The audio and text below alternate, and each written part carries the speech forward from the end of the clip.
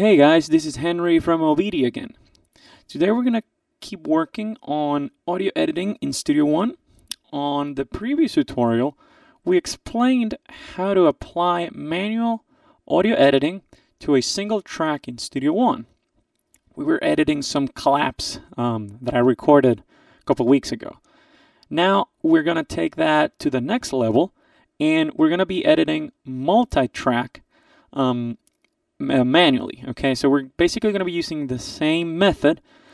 We're going to be adding a couple little tweaks here and there so that the editing can be applied to multiple tracks at the same time. This is especially useful when you're doing drums, right? Drums are a rhythmic and percussive based instrument that typically you try to record it as close as possible to the grid, to your tempo, your BPMs, your metronome. And you want to make sure that when you edit, your main hits like kick and snare are as tight as possible to your grid mark so that the rest of the instruments, when you record them, they're going to be following a steady, repetitive rhythm, in this case, the drums, okay? You want to make sure that they're as tight as possible. So we're going to be editing these drum tracks that I have here using the same manual method.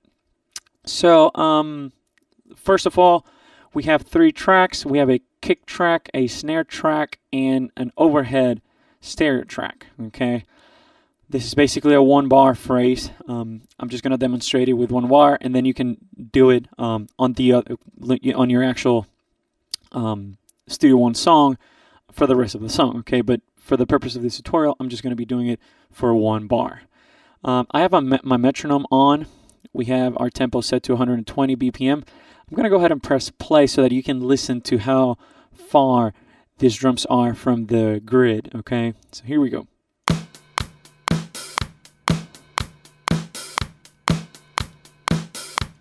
Okay, so it's pretty obvious. Most of my hits are happening after the grid, so I'm playing later. So we're going to fix that. Also, if you zoom in, I think it's pretty obvious. You can see how my transients, like here, my kick snare, are after my grid mark. Okay, it's pretty obvious. So what do you want to do here? First of all, you want to make sure that your snap is set to off, and then you want to select your split tool. Okay, so we're going to zoom in to our first transient, in this case, this first hit here, and we're going to split right there. Then we're going to go to the other transient, which in this case is a hi-hat. Split it right there. Then here's another kick. Split. It's another hi-hat.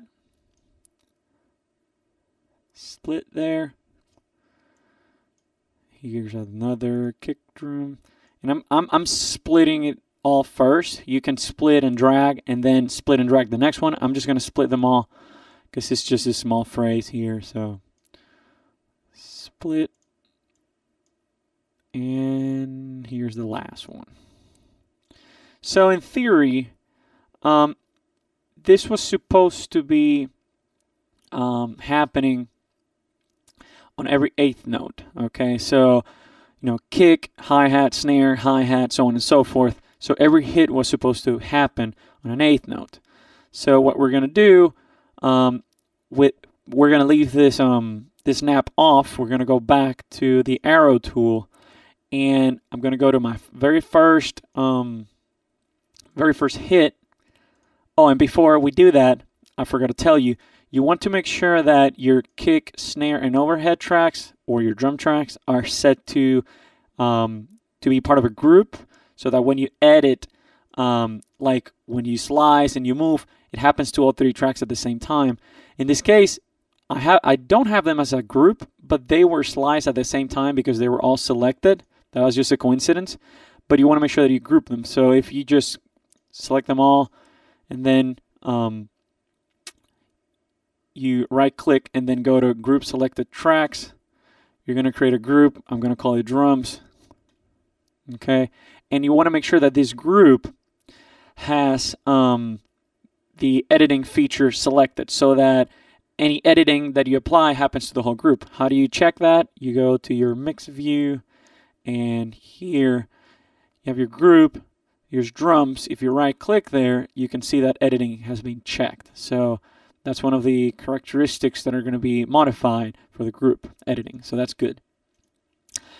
So we're back on editing. So I have sliced all my parts, and I'm going to go ahead and select the ending of each. I'm just going to drag them back a little bit, okay? Drag them back, and I'll show you why, because we're going to be doing crossfades at some point, and I want to make sure that they don't happen at the transient. Okay, so now that we have that, we can go back to our snap, and we're going to drag each of those hits into the grid mark, the closest grid mark. So click and drag. Oops, by the way, I have something here. I have an audio event, so I'm going to delete that. So I'm going to click and drag, click and drag, click and drag, click and drag, click and drag, click and drag, click and drag. So at this point, all my transients are happening at each grid mark, okay?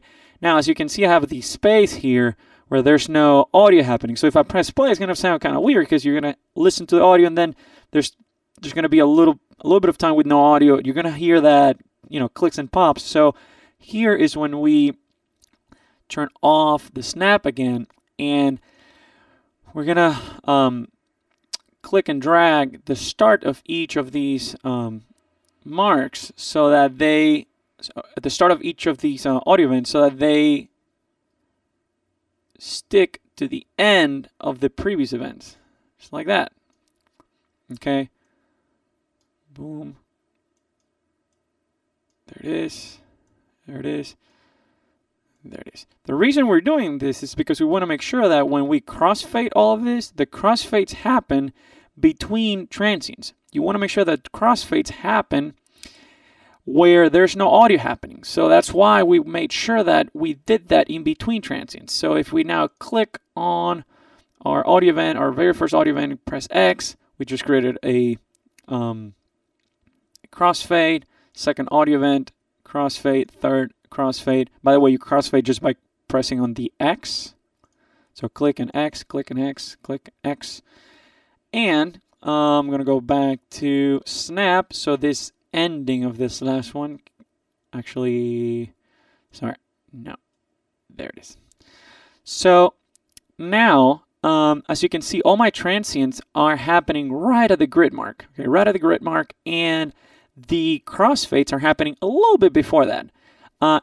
You want to make sure, once again, that the crossfades happen at an area of the audio event where there's no audio happening. So when the crossfade happens, you don't hear any kinds of clicks and pops or any kind of weird transition from audio to another audio, just to make sure that everything sounds clean. So let's go ahead and press play now and listen to how this sounds.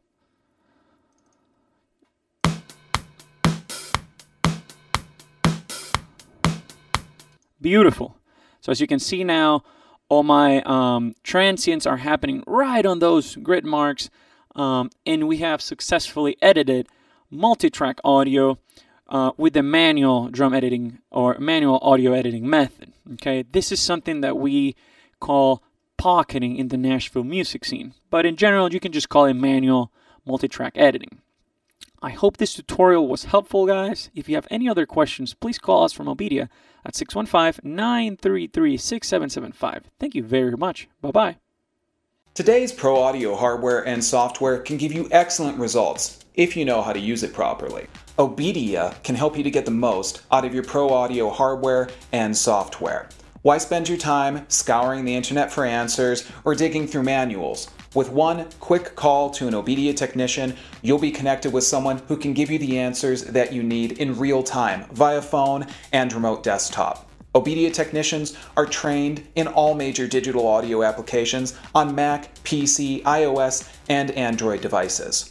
OBEDIA member subscriptions are cost-effective, give you great member benefits, and OBEDIA is here 7 days a week to help you get the most out of your digital audio hardware and software. No matter what your level of expertise, OBEDIA can help you to stay focused and productive and get your music back on track. Start taming your technology today with OBEDIA.